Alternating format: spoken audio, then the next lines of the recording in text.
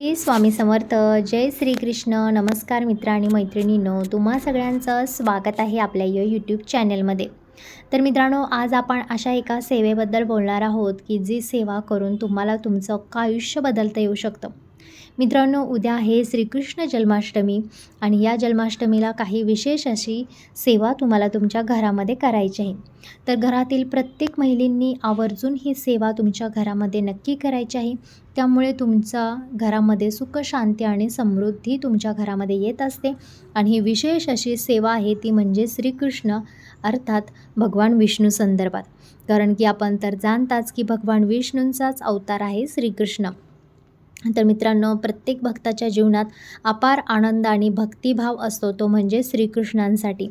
कारण की अनेकांना आलेले खूप अनुभव आहे श्रीकृष्णांचे, की त्यांची सेवा करून, त्यांच्या पूजा करून त्यांना किती लाभ झालेले आहेत.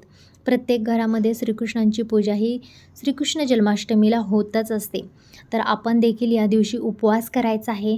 या दिवशी अनेक मंदिरे सजवली जातात. मंदिरामध्ये सुद्धा श्रीकृष्ण जन्माष्टमीचा जर उत्सव असेल तुमच्या इथे, तर तुम्हाला नक्की आवर्जून तिथे भेट तुम्हाला द्यायची आहे. या दिवशी दहीहंडी फोडली जातात आणि श्रीकृष्णांच्या बालस्वरूपाची आराधना केली जाते. ज्या लोकांना संतानप्राप्ती होत नाही किंवा ज्या लोकांना संतान आहेत, त्यांनीसुद्धा आपल्या घरामध्ये बालकृष्णांची पूजा ही करायची आहे. कारण ते आपल्या बाळांवरती चांगली त्यांची कृपा राहावी, किंवा ज्यांना संतानप्राप्ती होत नाही आहे अशा लोकांनी त्यांची सेवा करून त्यांना संतानप्राप्ती करून घेण्यासाठी त्यांच्याकडे मनोकामना मागायची आहे. तर आज मी तुम्हाला अशा एक छोटासा उपाय, अगदी गुपित उपाय आहे तो सांगणार आहे, जो आपल्या घरात मधील जे 7 पिढ्यांची दरिद्रता आहे ते तुम्ही घालवू शकता. मित्रांनो, हा अत्यंत प्रभावशाली असा उपाय आहे आणि हा उपाय करून तुम्ही अगदी तुमच्या घरामध्ये सुख समृद्धी तुम्हाला प्राप्त होऊ शकते. एवढा खास हा उपाय आहे. तर हा उपाय आहे तो म्हणजे तुळशीच्या पानासंदर्भात. तुळशीच्या पानासंदर्भात उद्याच्या दिवशी काही नियम तुम्ही लक्षात ठेवा आणि काही खास उपाय तुम्हाला उद्या दिवसभरात कधीही केला तरीही चालेल. मित्रांनो, शक्यतो हा उपाय जो आहे तो रात्री 12ला तुम्हाला करायचा आहे. तुळशी म्हणजे भगवान श्रीकृष्णांना अतिशय प्रिय आहे. तुम्ही तर सगळे जाणताच की आपण तुळशीचा विवाह श्रीकृष्णांशी लावत असतो दिवाळीमध्ये, तुळशी विवाहा दिवशी. आणि तुळशी ही भगवान श्रीकृष्णांना प्रिय असल्यामुळे आपल्याला या दिवशी तुळशीचा विवाह करून माता लक्ष्मीला प्रसन्न करायचं आहे, भगवान विष्णूंना प्रसन्न करायचं आहे. म्हणजेच काय की आपल्याला श्रीकृष्णांना प्रसन्न करायचं आहे. तर शास्त्र काय सांगतं की तुळसी दमलत्रेय जलस्य तुला भवते यकृत न भवेते पाप जन्मकोट्या समर्पितम.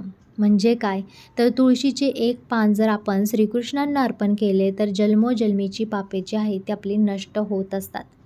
तर मित्रांनो, 7 पिढ्यांचे जे दरिद्र घालवण्याची जी काही पद्धत आहे किंवा जी रूढी परंपरा चालून आलेली आहे ती हीच आहे मित्रांनो, की तुम्हाला जन्माष्टमीच्या दिवशी 108 पानं ही भगवान श्रीकृष्णांच्या चरणावरती तुम्हाला अर्पण करायची आहेत.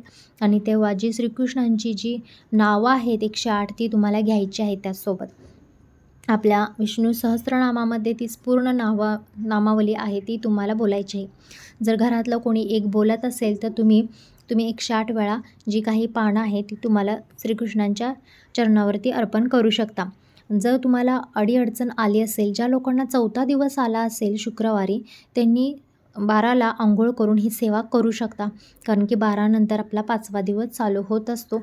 आणि ज्यांना कोणाला 2रा, 3रा, पहिला दिवस असेल त्यांनी फक्त 12ला विष्णू सहस्त्रनाम किंवा श्रीकृष्णांची 108 नावं जी आहेत ती तुम्ही श्रवण करू शकता. किंवा घरातील दुसरी कोण सेवा करत आहे तर ते तुम्ही लांबून पाहू शकता.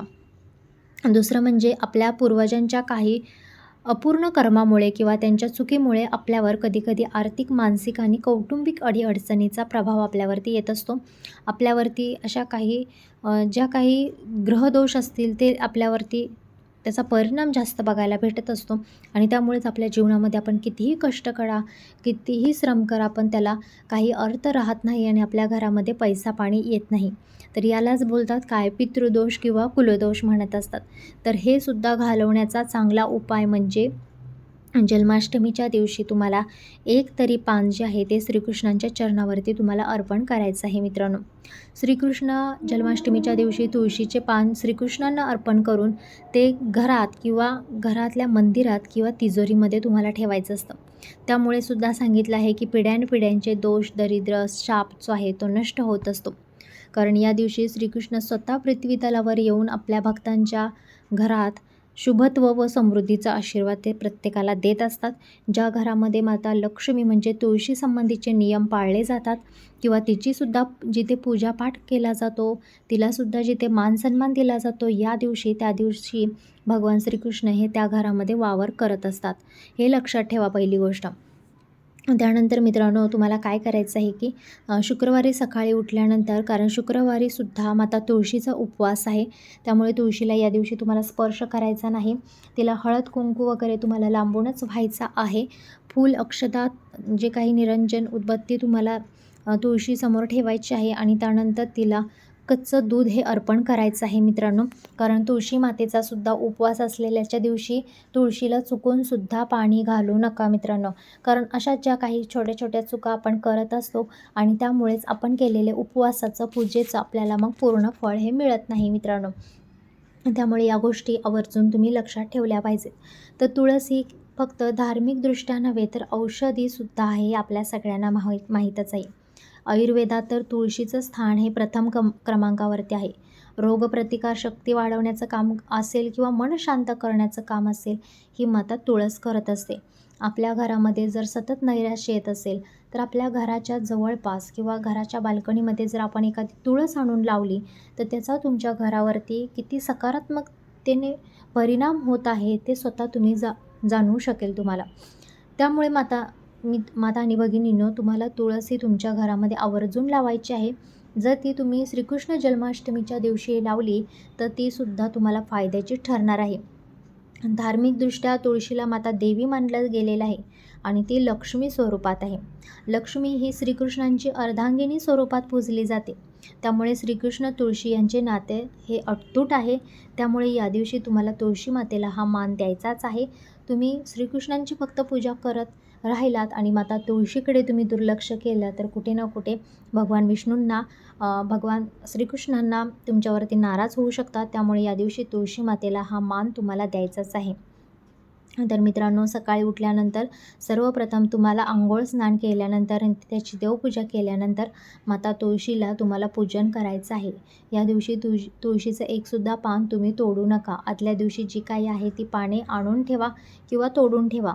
त्यानंतर तुम्हाला माता तुळशीला मनोभावे प्रार्थना करायची आहे की हे तुळशी माता, आजच्या दिवशी श्रीकृष्णांच्या पूजेसाठी मी त्यांची पूजा करत आहे, तर तुझासुद्धा आशीर्वाद माझ्यावरती राहू देत आणि माझं 7 पिढ्या कल्याण कर, माझ्या मुलाबाळांचं कल्याण कर, माझ्या घरामध्ये कधी धनाची कमी पडू देऊ नको, असा आशीर्वाद तुळशी मातेकडे तुम्हाला मागायचा आहे. तर तुम्हाला या दिवशी एक पौराणिक कथा आहे तीसुद्धा वाचायची आहे जन्माष्टमीची, किंवा श्रीकृष्णांच्या ज्या काही कथा आहेत त्या तुम्हाला या दिवशी ऐकणं किंवा वाचणं हे सुद्धा फायद्याचं होत असतं. कारण प्रत्येक व्रत जेव्हा आपण करत असतो तेव्हा त्याची एक कथा असते आणि ती कथा हे वाचल्याशिवाय व्रत जे आहे ते पूर्ण होत नाही मित्रांनो. तर याचे फायदे आता काय काय होणार आहेत? 7 पिढ्यातील दरिद्र, दोष जे आहेत ते दूर होणार आहेत. घरात सुख समृद्धी येणार आहे. आर्थिक प्रगतीचे मार्ग तुमचे मोकळे होतील. कौटुंबिक कलह व तणाव कमी होणार आहे आणि मनशांती होणार आहे. श्रद्धा तुमची वाढणार आहे. तर ह्यामुळे हे फायदे तुम्हाला नक्की बघायला भेटणार आहेत.